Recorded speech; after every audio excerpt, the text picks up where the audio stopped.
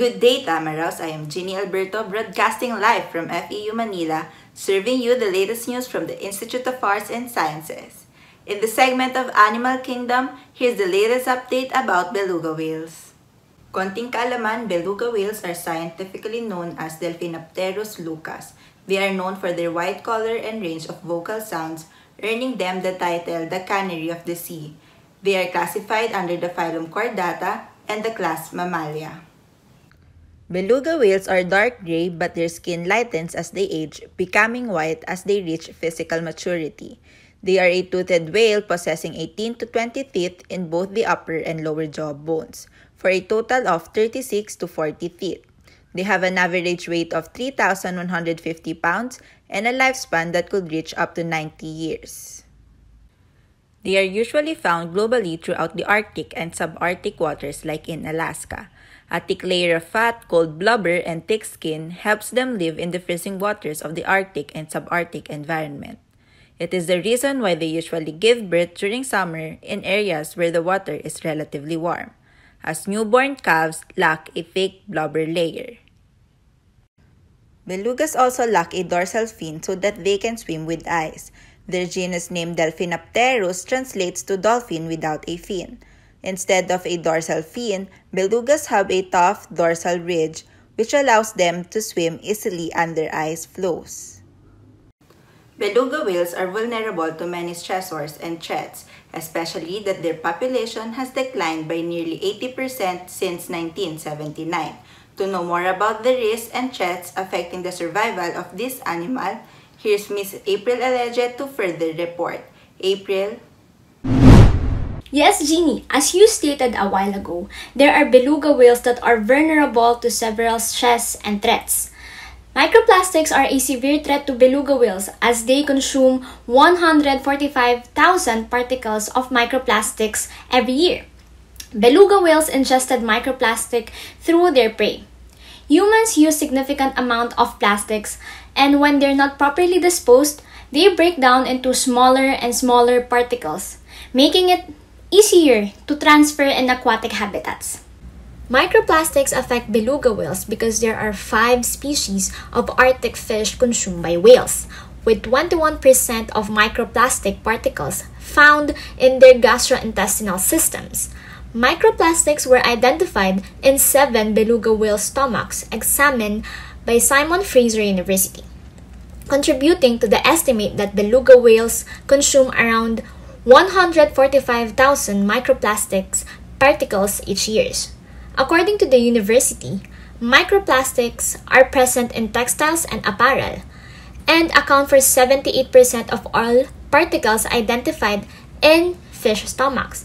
They can be toxic and contain variety of chemicals that are hazardous to animals. The findings of this study only contribute to the emphasizing the fact that microplastics do not stay in one place. They move through the air, the water, the sediment, and now we know they move through the food chain. Identifying the threats to the existence of beluga whales is critical because it allows us to understand how these threats affects them and how we can plan, create, or develop a countermeasure to prevent their extinction. Back to you, Jeannie. Thank you for that report, Miss April. Indeed, the news is very alarming. Here's Miss Jamaica Hassa to give us an insight about the critical elements in the protection of beluga whales. Miss Jamaica? Actually, Jeannie, these critical elements that I am going to discuss are something that's very familiar with all of us. First in the list is human interventions. All beluga whale populations are protected under the Marine Mammal Protection Act or MMPA, and this serves as a protective barrier to preserve these creatures. Next is the contamination of the ocean. Since harmful chemicals have long lifespans when underwater, this means that the presence of these harmful chemicals could stay longer in the system of belugas, which is of course a threat to their immune and reproductive systems. Another critical element is the climate change. The change in water temperature and current can make the beluga stressed and could lead to disturbance in their migration, which is an important part of their lives.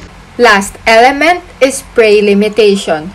Belugas may show low reproductive performance and higher mortality rates if there is insufficient prey. It is critical to understand the food scarcity potential because in this way, we could protect them by providing their needs to survive. It is important that we should take note of these critical elements if we want to help these magnificent creatures. If we are equipped with the right knowledge on how to approach these elements, we're already doing something for the belugas. Back to you, Jeannie. Thank you for that insight, Miss Jamaica. We'll make sure to take note of that. On how to address the threats and risks, reporting in Cavite City is Joshua Coro. Josh? Thank you, Miss Jeannie. Indeed, that these threats about beluga whales are very, very alarming. But don't you worry, because we have solutions to address the problems with these beluga whales.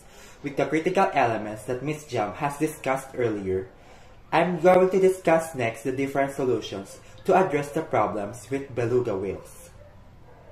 There are reports, particularly in St. Lawrence in Canada, that there is an exposure to contaminants of the beluga population there. This is because it is surrounded by a highly industrialized watercourse. Considering these factors, the government has provided solutions such as saving whales with innovative monitoring and mitigation.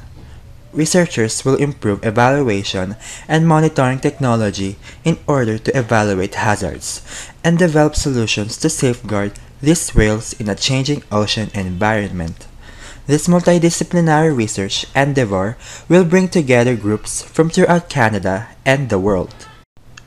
The endangered St. Lawrence estuary beluga lives in a marine ecology that has been significantly influenced by human activity.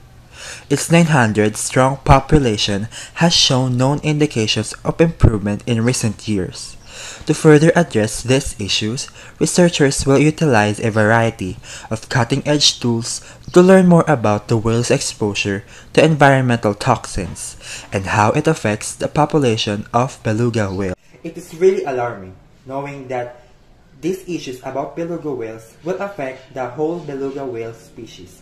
And that's why we need to make further research to find solutions for the betterment of this beluga whale population. Once again, I am Joshua Kian A. Coro, reporting from Cavite City. Back to you, Miss Jeannie. Thank you for that, Josh. To give us more ideas on how to protect and preserve beluga whales, Miss April and Miss Jamaica interviewed experts. Miss April, what have you gathered from the experts? Microplastics endangers not only the beluga whales but all aquatic marine animals. This is because we have a system called the food chain. And when one species of marine animal consume microplastic, it can snowball until the largest marine species such as the whales.